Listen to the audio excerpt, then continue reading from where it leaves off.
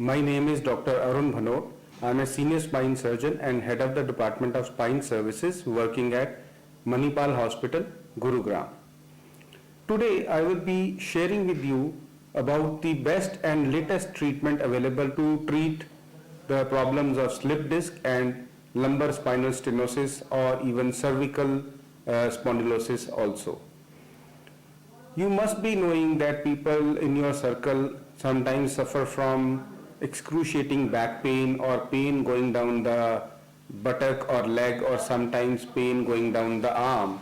So these are usually pains arising from either slip disc, when the disc between two adjacent vertebrae, as shown here in this model, let's say this is a bone, and this is also a bone, and in between these two bones is this transparent structure which is called as intervertebral disc, or simply called as disc.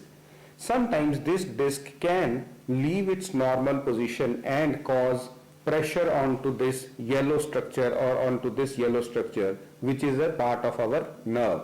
So once it presses, this can cause severe pain going down the leg, which normally we call as sciatica. People have been worried and scared about getting operations of slip disc done in the past, naturally because of fear factor that their nerves may get damaged. Today, the surgery which I am going to talk about is called as endoscopic spine surgery, which is a keyhole spine surgery done through only a 8 millimeter hole in the back. So earlier, the operations were done with large cut in the spine like this, and then subsequently people started using multiple screws and rods, though this was called a minimally invasive spine surgery, but it required multiple cuts in the back so that people can put in multiple screws and rods in the spine to treat such patients. However, with the advent of endoscopic spine surgery, we can see that there is hardly 8 millimeter cut here in the back, which we can use to treat the common problem of slip disc or lumbar spinal stenosis or even cervical spondylosis.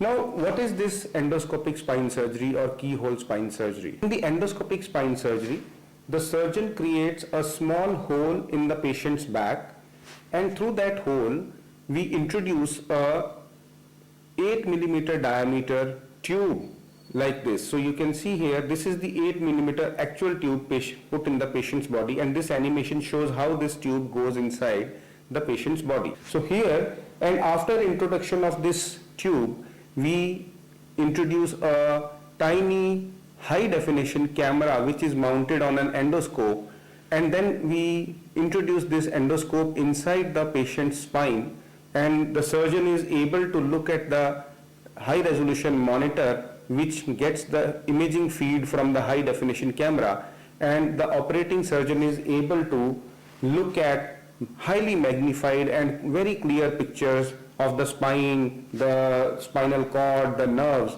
and thus your surgeon gets the benefit of treating this problem with a tiny hole, but with much superior and clear vision from the inside of the patient.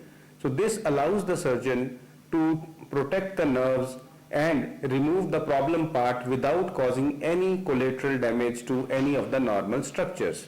So as I already said, this can be done through a very tiny 8 millimeter hole, and the surgical scar heals very quickly. So the benefits of endoscopic spine surgery are that it can be done through 8 millimeter tube. There is no need for any big incision. There is no need of any screws or rod also. It is less expensive and it permits quick recovery of the patient. So with the benefit of the endoscopic spine surgeries, the fear factor of getting spine surgery done can be eliminated to a large extent, and as I showed, that the picture quality that we see inside the spine with these high definition cameras can improve the accuracy and safety of the operation to a large extent. So thus it reduces the possibility of complications and also permits quicker and early recovery as well as early return to normal way of life. Thank you.